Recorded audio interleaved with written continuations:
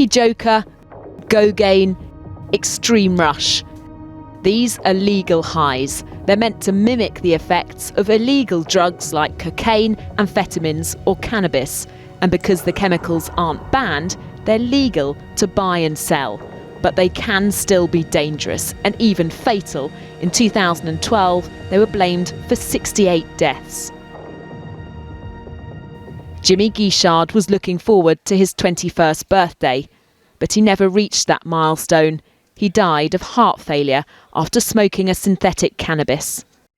They placed Jimmy into my arms. I was literally holding him like that. His head was in my neck. I could feel him getting heavier and heavier in my arms. And I've never felt a weight like it. And I just said, that's it, he's gone. He was just so full of life. Such a loving boy. Such a loving boy. Legal highs are sold in colourful packets and can be smoked, inhaled or taken as a pill.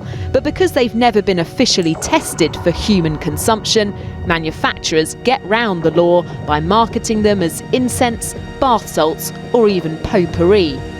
But when we filmed Undercover, we found shops giving advice on how to take them, which is illegal. If you can tell me what kind of capacity you can take, so I can recommend something right one for you.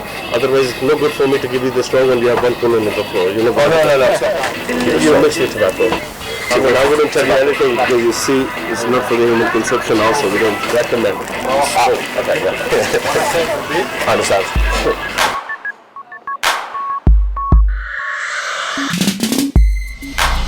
We sent a batch of legal highs to this lab where they test substances seized by police forces across the UK.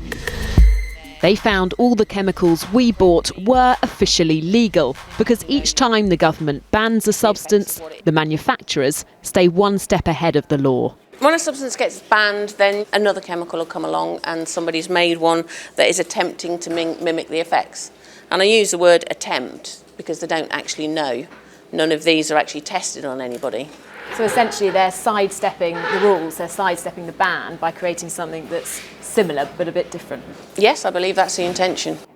And that's what's worrying experts like this. Professor David Nutt used to advise the government on its drugs policy. Now he's critical of it. A substance comes along, it may be associated with a death or two. The government then puts it into a temporary banning order. People get round the problem by making other substances which turn out to be more toxic. So we shoot ourselves in the foot every time we try to move forward. We take 2 steps back by the way the law is such a clumsy and destructive force here. But Jimmy's family think a complete ban is the only answer. It scares me.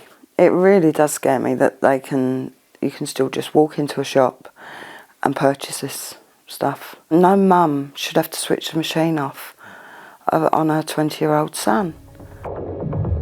The government is currently carrying out a review into legal highs to catch up with this rapidly changing world of drugs.